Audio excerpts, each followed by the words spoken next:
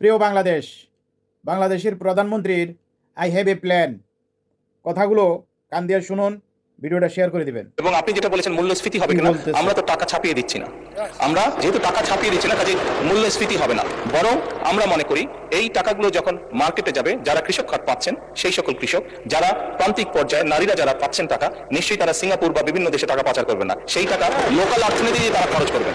এবং একজন নারী স্বাভাবিকভাবে সেটি তার সন্তানের লেখাপড়ার পিছনে খরচ করবেন, অথবা সেটি তার সন্তান বা পরিবারকে একটু ভালো খাবারের ব্যবস্থা করবেন, অথবা তিনি লোকালি কোনো ছোট ব্যবসা প্রতিষ্ঠান গড়ে তুলবেন। ফলে যেটা হচ্ছে, যেই টাকাটা সরকারের কাছ থেকে তার কাছে যাচ্ছে, সেই টাকাটা লোকাল ইকোনমিকে শক্তিশালী করছে, লোকাল ইকোনমিতে সেটি রোটেট করছে।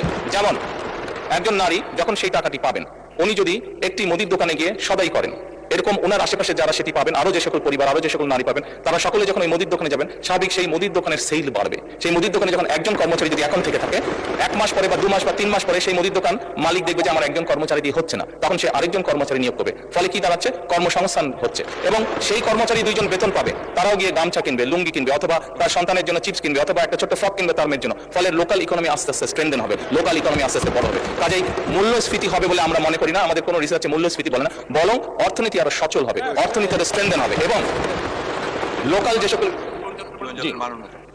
যে সকল ইন্ডাস্ট্রি আছে, বাংলাদেশের 70 থেকে 80% মানুষ যে সকল প্রোডাক্ট কনজিউম করে, সেগুলো লোকাল ইন্ডাস্ট্রি প্রোডাক্ট কনজিউম করে। কাজে লোকাল ইন্ডাস্ট্রিগুলোকে স্ট্রেনদেন করার এটি আরেকটি উপায়।